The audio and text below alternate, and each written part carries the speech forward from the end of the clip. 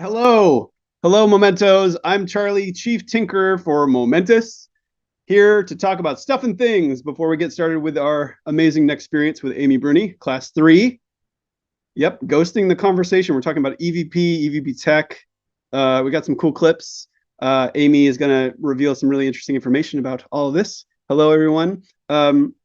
Just confirming that the chat is open. You can use the chat. You can raise your hand if you would like to ask questions. You can use the Q&A. Hi, everybody. Let's make sure the chat is on. Yep. And also a reminder, you can use the chat to talk to everybody or just to our lovely host, Amy, and the staff here. So where's everybody from? Everybody having a good night tonight? It is Saturday, September 9th. And just a quick heads up, we've got some really fun stuff coming your way. We've got Class 4 of Amy's Ghost Hunting 101 series, which you don't want to miss. There's been a date change on that, so make sure you go to our site. I believe it's September 23rd, 5 p.m., not 4 p.m., 5 p.m. Pacific. Wow, look at all the people. Sacramento, Michigan, Chicago. Amazing. I love when people are from lots of different places. It's the best. I also would like to ask you a question. Would you like to be in the front row of this lovely broadcast? If you would, let's all just hit the raised hand button. Make sure you have a working camera and mic. And that way we can bring you in with 10 lucky people. Will Novato, my brother lives there, Jennifer. Come on in. So raise your hand and our mod will bring you in. And so you may be able to interact with Amy throughout the show, depending on timing and how much we have to get through. Just a reminder that to keep your questions short so that we can get to as many questions as we can. Hello, Wisconsin. Hello, Tahoe. Also, we've just announced, we're going to be announcing a ton more next experiences over the next couple of weeks, going all the way into December, including a very fun book club author conversation with Jared and Jen Padalecki. Jen's been doing a lovely book club for the past 3 years, and we are talking to the author of Whale Fall, who his name is Daniel Kraus. He is the coolest. That book is a ride. Hi, front row. Hi, Mark, Jennifer, Summer, Heidi. Hi. Anyway, so come up for that. It's going to be a really great conversation, interactive. You get to chat about books and reading, and specifically that book. Go get it. I think it's a ride. Okay. All right. Do we have our front row is populating now? Why don't we bring? This is a really great question, actually. Someone, Amy, has asked, is there a way to watch your past videos? And the answer is yes, on our YouTube channel and also on our website. We will send those, and this one, including this one, out to you now. One more thing before I go and let Amy do her magic. I have not been following this rule so far, but Berto is here, our interpreter. It's good to speak clearly, slowly, and in complete sentences and thoughts. I've done none of those, so I am working on it. Might be my brain going overtime. Anyway, Amy, how are you this evening? I'm fabulous. I am, like we discussed, I'm very humidified. There's a lot of humidity in the air in New England. So the hair reflects that, but I'm trying to make it happen. Yeah. I don't have a cool hat like you. Listen, it's so humidified where I am. I have the luxury right now of. Oh, I love it. Yeah. I'm so excited for tonight's class, and I'm sure everyone here is as well. Also, if you wouldn't mind, what are we going to do your next class so everybody knows? So it's September 23rd, and I believe we changed it to an hour earlier. I can't remember. It will be 5 p.m. Pacific. Yeah, I will be in California, probably in my hotel room at a casino. So, because I will be on tour at the time when I'm speaking at a casino. So I'll probably be fresh from playing Buffalo and ready to tell you guys all about research. Perfect. We'll handle research next. Yes. But I'm gonna let you all enjoy.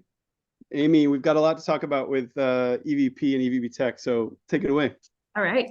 Hey, gang. I'm pretty excited to be here once again. EVP is probably one of my favorite things to talk about, uh, and one of my favorite pieces of evidence. EVP is like, this is how you get information. This is how you solve problems. And, it's just like, and, when you're talking to a live person, you want to be able to communicate with them. And so this is the perfect channel for that. And I want to start off saying that many times people refer to EVP as EVPs.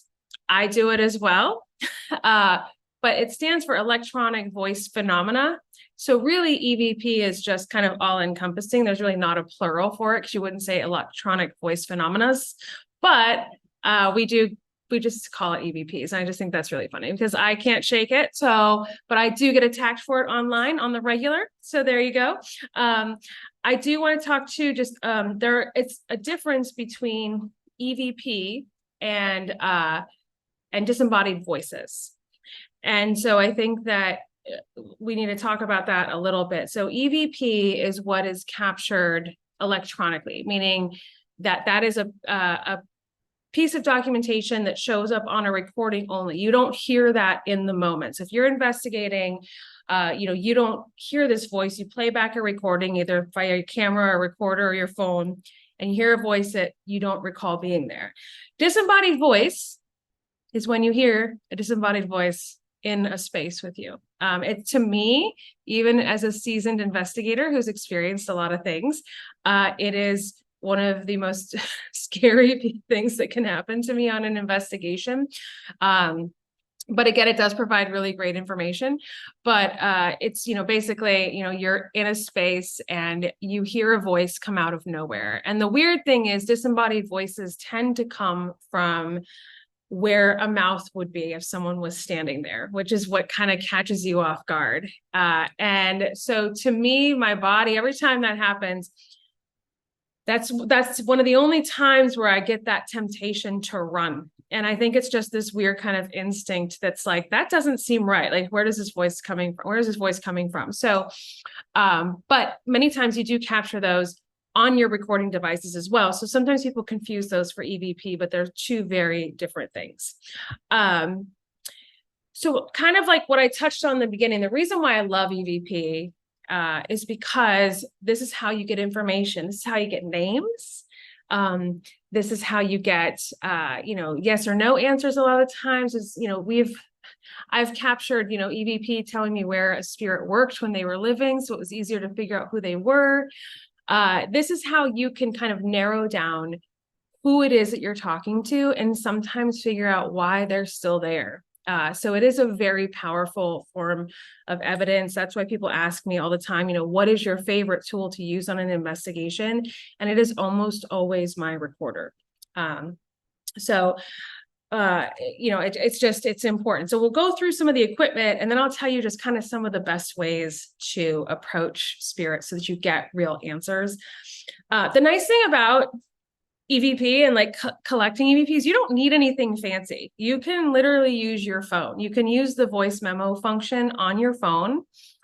And one of the cool things that I've discovered is that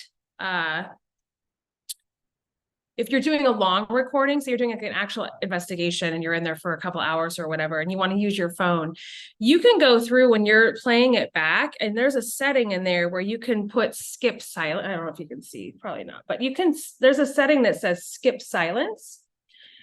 And so you can change the playback speed to play things slower or faster. So maybe you're trying to figure out what something is saying and you can slow it down. You can skip the silence. So if you're trying to like review a file quickly, like that is, a lot of recorders don't do this. And so remember, you have this at your fingertips at all times. We talked about this in the tech class a little bit, but I love that. You can just get a basic, Sony Olympus recorder, pick it up at Staples or Office Max. These are great. So I have cat hair all over my fingers because cat hair is everywhere here, just no matter what I do. Hi, Charlie. Sorry. So anyway, so here is just a generic Sony recorder. What I like now, so when I first started back in the olden days, every one of these required batteries. Now, a lot of these are rechargeable, so you can just plug them in. And also what's nice is a lot of them have direct like USB ports, so you can just like download your files directly to your computer. So that is super helpful as well. And they're really not that expensive. They're like 40 or 50 bucks. So the other one that I really like to use, we use with ghost hunters a lot, actually, with taps, and Steve loves these. These I think are great for long recording or like ambient type recording. So this is just a Zoom record. This is what I record my podcast on, actually. These are very fancy. There's actually an attachment on the top. I don't have it on there because I record my podcast directly through one of these speaker channels, but there is an attachment that comes with all of these on the top that is directional. So when you're listening to your recording with your headphones, you know, if I'm recording like this, you know, and something speaks in this corner, I'm going to hear it in my headphones in that direction. So it helps you kind of triangulate, I don't even know. It helps you figure out where, you know, where this entity could be speaking from. I love these. They're very, very sensitive. They are kind of pricey as well. But there's no real setting here to skip ahead or record between silence or anything like that. Like if you set one of these out, you're going to be listening to that audio in real time. And I spent many, many hours doing that over the years. So remember that. People are asking for the brand and model for that. Oh, so this is just a Zoom recorder. It's called Zoom Z-O-O-M. This is the H6, but really, like, I think they go back. Like, you probably get like a used H4 for not that much. I don't see a big difference between like the newer models. They're very technical, but they work great. I do, but I tend not to use them as much just because I'll explain why, but some people really like to just keep these running the whole time they're investigating and then go back and listen. Steve's a very big fan of that. Steve's a big fan of making me listen to that. So Steve Gonzalez. Anyways, and then probably the holy grail of digital voice recorders, which not everybody agrees with this. I agree with it. We talked about this in the tech class, if you came to it, is the Panasonic DR60. This one is broken. So if there's anybody out there who knows how to fix them, my email address is amy@amy-bruni.net, and I will pay you. Listen, this thing was $3,000. So anyways, I did not pay that for this. Okay, so these are an old recorder from like, I would say these came out in the late 90s. And for some, it's still broken. Ellen, I see you. Yeah, it is still broken. But to be fair, I haven't really tried to fix it. And I do have another one somewhere. But so anyways, these, we kind of made these popular using them on Kindred Spirits. For some reason, these get crazy results. I don't quite understand why they work so well. They do only record when they're sensing a sound, which I think is very helpful. But the responses we get from these are phenomenal. And so we had discovered them kind of in the field, and then we started using them on the show, and now everybody uses them. And unfortunately, that really drove up the market for them. So I think there are some other ones that are pretty similar that are not as expensive. And people are really experimenting with that. And so just something to look out for, but never know. Check garage sales, check eBay, check your grandmother's attic. You never know where you might find one of these, but they are like gold. So, all right.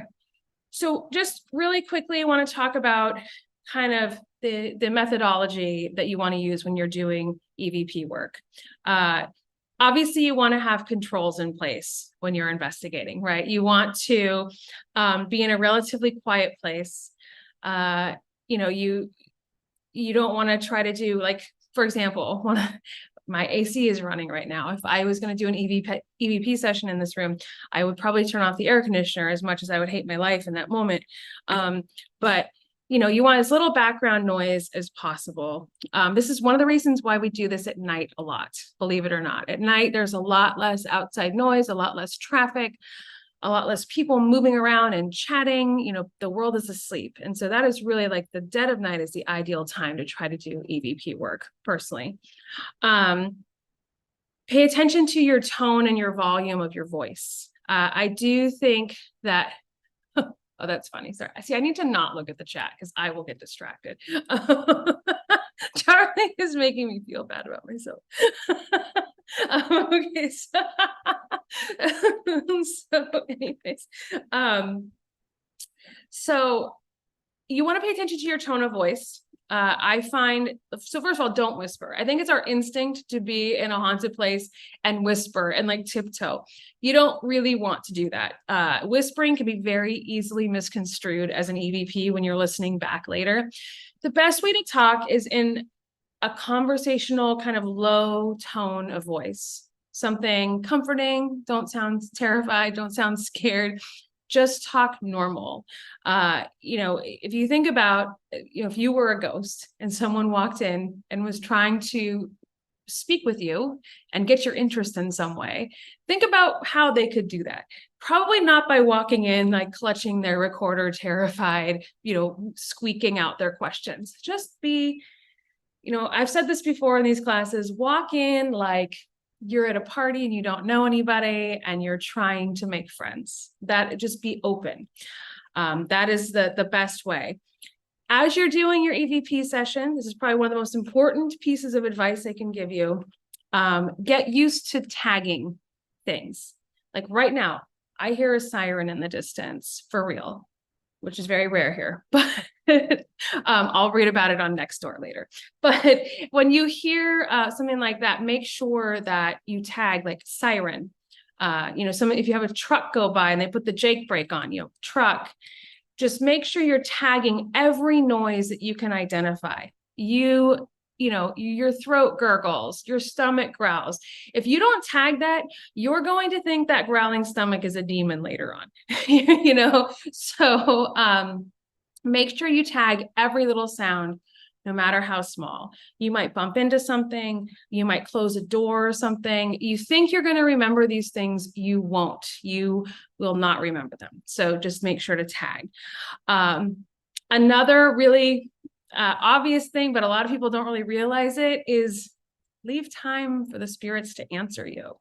When you are asking questions, make sure you are leaving time in between each question where they can respond. Give them extra time because, I don't know this for sure, but I sense or feel like, I shouldn't say I sense because I'm not psychic, but my theory is that it takes some effort on their end to speak to us.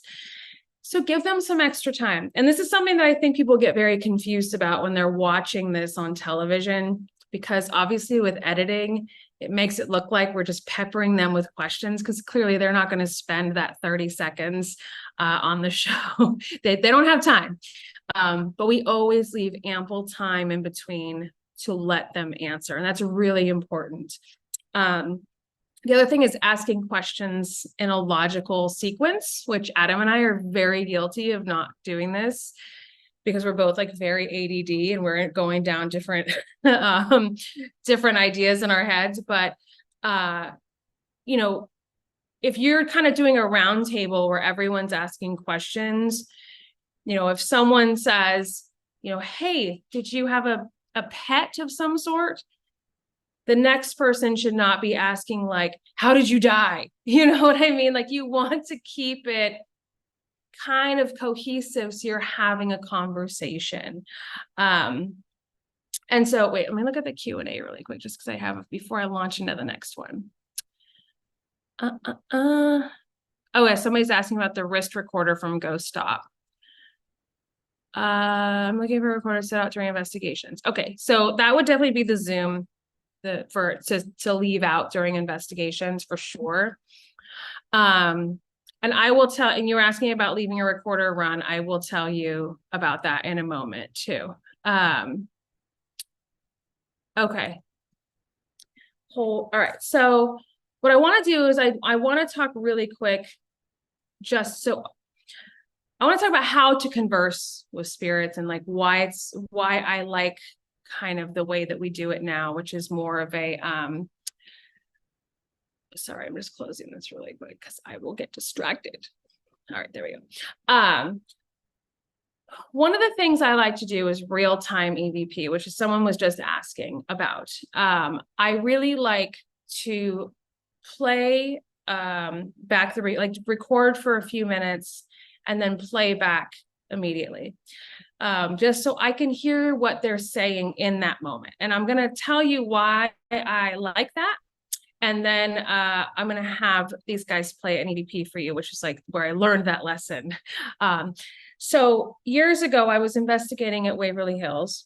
And this was like, Waverly Hills is a tuberculosis hospital in Kentucky, by the way. I feel like I was, gosh, this had to have been 2006 or 7.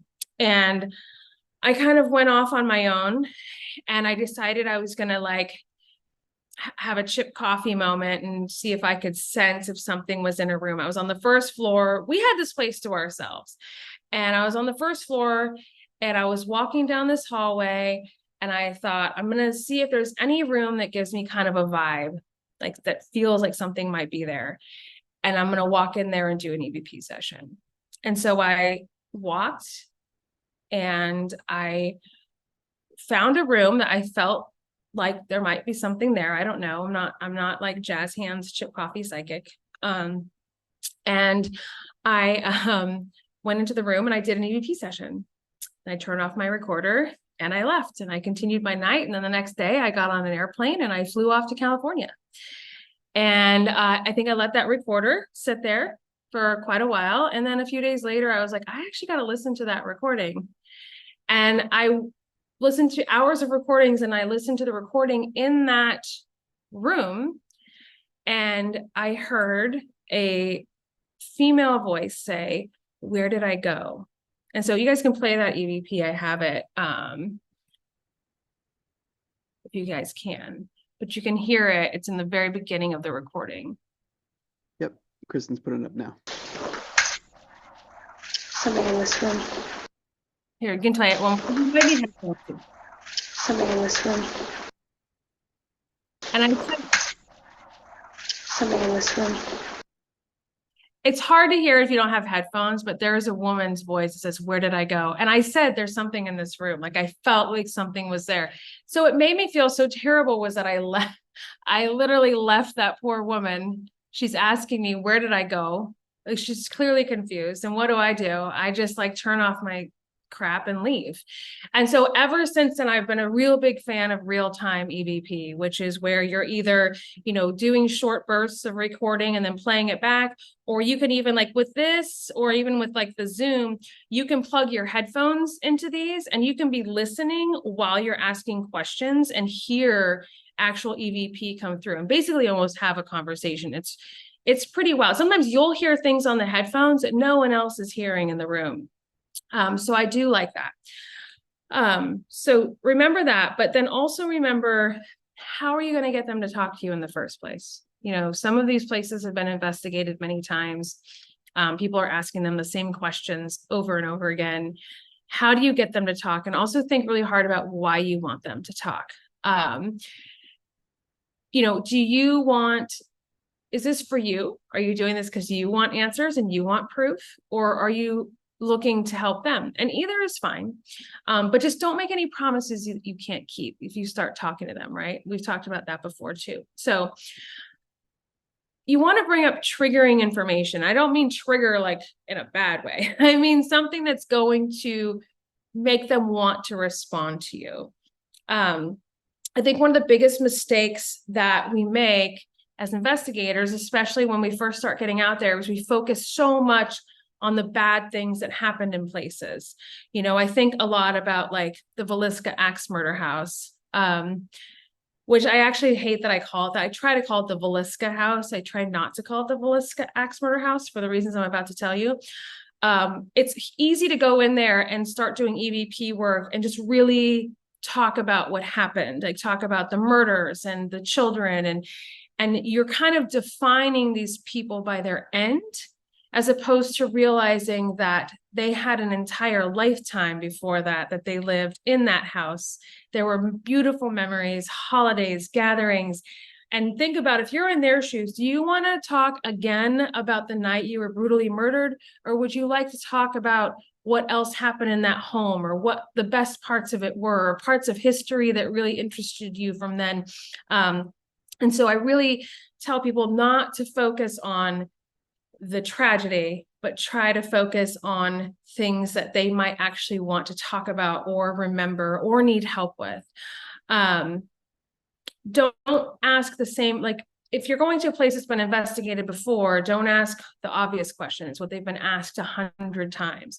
Try to think outside the box. Like, don't be boring, come in and be a conversationalist. And sometimes you won't get results right away, but keep trying. You just have to keep talking, and sometimes you think you sound, bonkers, but it works. The more they become familiar with you, the more comfortable they will be speaking with you. And this is also why many times I like to have people who own the house that I'm investigating or own the business introduce me, I like, as though I'm coming into someone's house, and like, I'm not just coming in blind. Like they're actually saying, hey, this is Amy. She's welcome here. She has some questions for you. It really makes a difference in the comfort level. It's very important. So, okay, we talked about the headphones and the Waverly. Okay. The other thing, if you are doing a group investigation, be really cognizant of everybody else. Don't take over the conversation. It's very easy to do. We get a little excited. So try not to be the dominating one. Let everybody have a turn asking questions. Again, make sure to leave room in between questions. And then also think outside the box. I said that already, but sometimes you have to get a little bit uncomfortable. Sometimes for a spirit, it seems as though it's intimidating to have a bunch of people sitting there just intently in the dark, thinking about what it is that they're saying and hoping that they say something or they do something. So sometimes it's helpful to kind of step aside and go in by yourself, like I did with that Waverly EVP. So on that note, I do want to play another clip. This is from Kindred, so some of you may have seen it. I did go in alone in this case. So watch this, but whoever you are, can you tell me what your name is, please? What do you think of people who sleep here? Do you like it when you have overnight guests in this room? I think I'm gonna sleep in this room tomorrow. It seems comfortable. Should I feel safe here? Should everyone feel safe here? Has anything bad ever happened here?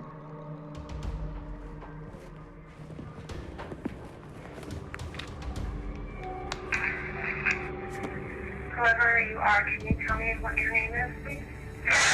Oh my.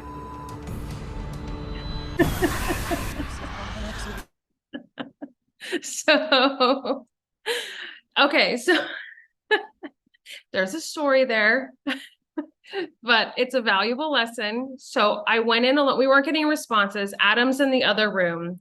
I'm in that room by myself. Supposedly in that room, women in particular would wake up and see a dark shadow figure standing by the bed. And so, of course, I ran in there by myself. I was so excited. And so what I want to say is, going in alone provided, I know someone's saying they always laugh when I'm so shocked when I get an answer. I need you guys to realize that 99% of the time, nothing happens. Okay. That's the magic of television, is that if you want to be a paranormal investigator or dabble in this, just realize it is a lot of times sitting in the dark, talking to people who you're not even sure are there. And most of the time you play back that recorder and it is silence. So yeah, when I hear a big scream, I'm like, woo! Even if I am, and I'm also by myself. I didn't even let the camera operators in there. I made them film from way back in the hallway. And then I also get really excited. I just am excited that I'm getting a response. But what I wanted to say about that is, got the response by going in alone. but also, as scary as that sounds, don't judge who or what the entity or spirit is you're talking to based on how they sound on a recorder, because many times it's just the way they're coming through and they don't have any ill intent and they're trying to get a message across to you. And sometimes it can sound scary. It's, as you can see, it's very hard to not get a little scared when you hear something like that. But, you know, like in the end, you know, this was someone who was just very much, the house was very important to them. So I would, I just wanted to kind of make that point, because no matter what, I still get chills. I love it. I love doing this. And so that was in Baltimore, I believe. I can't remember. Let me see if there's any fun questions here. There's one. Let's see. Okay, why do spirit voices get picked up on a recorder as opposed to humans being able to hear it? What is it about technology that makes that possible? I wish I had an answer for you. There are people that have tried to figure this out for a very long time. And the reality is that EVP was found sort of by accident. I'm losing the name right now, but I think the first example of EVP, you have to look this up, but I feel like it was in like the 30s or 40s, and it was a man who was recording himself playing piano, and when he played it back, he heard what he believed to be the voice of his deceased father. And so that was really the first example of, you know, people thinking they were hearing voices with recordings. And on that note, I should point out too, because I did not bring one, darn it. Another thing I really like to record with EVP work is good old fashioned tape recorders. I have one somewhere around here, but just like an old Sony tape recorder. And the funny thing is you can find these at like Goodwill or whatever, but the tapes are so expensive now. If you order them on Amazon, you get like a 5-pack for like $30 or something. And anyone, you know, I'm clearly not old enough to remember this, but I heard a rumor that they used to be, you know, like $2 for 10 of them. So, but anyways, I like to use a tape recorder next to like a digital recorder. And sometimes you get some really wild responses. You know, one time we were in an asylum, in Sheboygan Asylum, trying to do EVP work with a reel, not a reel-to-reel, but just like an old tape recorder. And it kept being clicked off. Like they knew what that was. And they were they would just press the button. They did not want to talk. And it was pretty wild to see in person. And that was actually with John Tenney, if any of you are familiar with him. But oh, someone's talking about how people use the Snore Lab app to see if they snore, and they've picked up other sounds. So the funny thing is, one of the things we do sometimes when we're investigating is we film ourselves sleeping in like haunted rooms, which is one of the most vulnerable things you can put on television, right? You're like, yeah, great. I would love for everyone to see me in my pajamas, but I snore a little bit. And so I get to hear that. But yeah, it's listening literally to 8 or 9 hours of yourself snoring and hoping that there's some sort of other sound, which we have picked things up for sure. So that's pretty funny. And someone's asking, are most spirits well-meaning, kind, or are a lot of them angry? Oh, I would say like in real life, like think about the ratio to people that you meet in the day-to-day world that are kind and versus people you meet that are truly evil and mean. It's you know, really skews towards like kind, caring people. So that's a fair question. But someone's asking about, let's see, some of these things we covered in the tech class. Let me see. Okay. All right. So I'm gonna just, before we get into like the Q&A portion, well, there's more here too. Sorry. From what you want. Okay. Sorry, Charlie, did you have something to say? No, if I can help, I'm happy to help here. Oh no, I'm good. I got it. I just am like reading everybody's questions and comments because the questions have been so awesome because they're in the chat, but make sure you use the Q&A so that we can see them. Yeah, I'm looking in the Q&A portion. Okay. So when you are asking questions outside the box from what you normally will be asked in a popular location, do you research prior and bring in new questions this way? This way, doing live EVP playback, are you able to understand who is speaking with you based on the response? It's a really great question. So actually, that's a huge thing that I wanted to cover, is that I do extensive research before I go in, which is what the next class is about.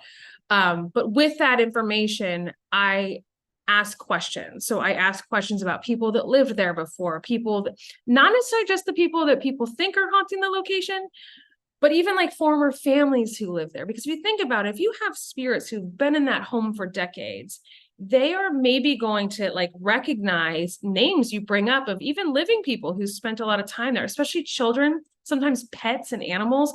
So that's important information to draw on. So I try to go in with all of the former owners, occupants, what the place used to be, what happened around it, just anything, neighbors, big events that happen nearby, anything that they will go, oh, I know what she's talking about, and they'll want to respond. And that even might make them more comfortable to answer harder questions.